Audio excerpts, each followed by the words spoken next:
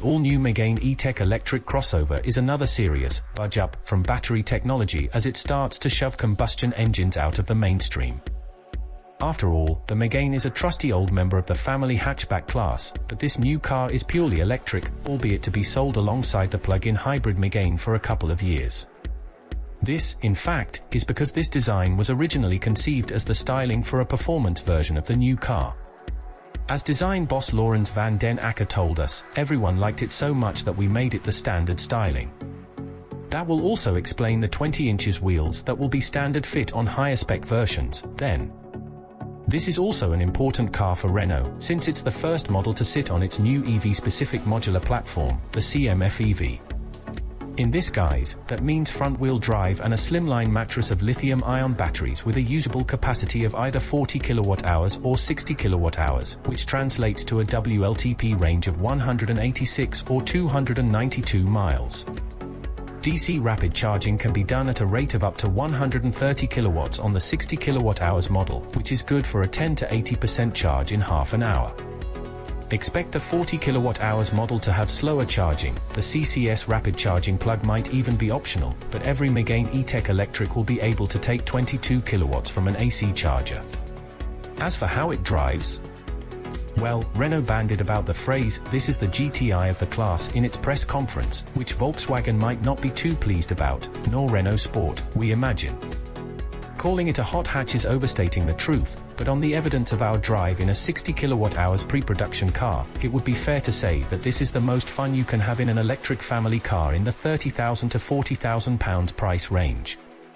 Provided you can forgive the peculiarly squarish wheel, the steering response is quick yet light, even when weighted up in sport mode, and works well with a front end that's keen to dive into a corner. You're also given a good sense of how much traction is available and precise enough throttle response that you can adjust your cornering line intuitively with your right foot. Which is good, because the biggest bugbear we have is the car's tendency to spin its wheels up and squirm its way out of a corner if you unleash anything close to the 215 brake horsepower on tap. However, the roads were damp and we're told that the engineers plan to sort this before the official launch, so we will reserve judgment for now. Ride comfort is good, potentially getting on for the best in the class. In fact, there's none of the stodgy post-bump wallowing that some EVs suffer.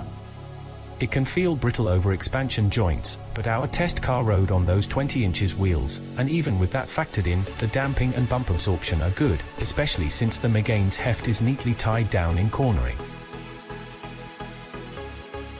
That's largely thanks to a curb weight of 1,624 kilograms, which is a result of new lighter battery and motor technology, weight savings in the aluminium door panels, and a new heat pump and air conditioning system that more efficiently reuses energy lost to help heat the cabin. For some context, the curb weight is still a disappointing 300 kilograms or so more than that of a petrol-powered Volkswagen Golf, but it's also around 200 kilograms lighter than a 58 kilowatt-hours Volkswagen ID.3, so the gains are clearly paying off. It certainly shows in terms of the handling vim, the well-judged ride and the impressive efficiency. That the 60 kilowatt-hours Megane manages a WLTP range of 292 miles, much the same as the famously efficient Kia e-Niro 64 kilowatt-hours, despite a 4 kilowatt-hour, smaller usable battery capacity, says a LOT. We found the Megane efficient in the real world, too. On a fairly fast test route that included motorway and some sport mode, worthy country roads in middling temperatures, it still delivered an indicated 3.5 miles per kilowatt-hour, or around 210 miles to a charge. Using the heavier regenerative braking modes could even eke that up further. There are 3 to choose from, including one that's virtually a one-pedal driving mode, plus you can turn it off entirely for maximum freewheeling. It bleeds in predictably and proves very easy to get used to, and you can toggle through the modes easily via steering wheel-mounted paddles for maximum control, even if these tiny plastic appendages appear to be from a child's toy. We would like better brake pedal feel, since the transition from reg and braking to the friction brakes can still feel inconsistent, but this is a criticism that can be leveled at almost every EV currently on sale.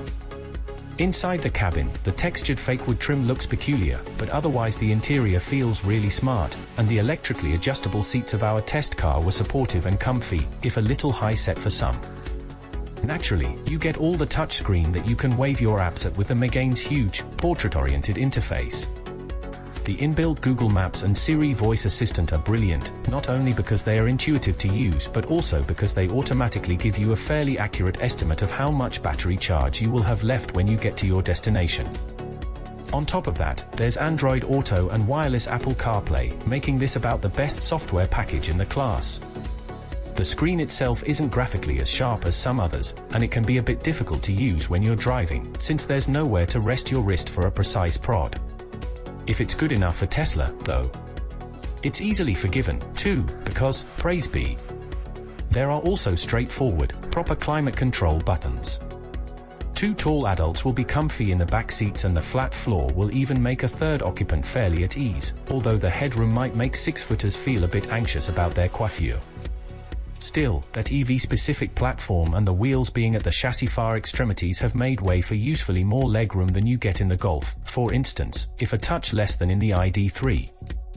The 440-litre boot is also big, but much of that capacity is in its depth, so it will accommodate your Labrador easily but only after it has steeplechased over the high lip and down the sheer drop on the other side.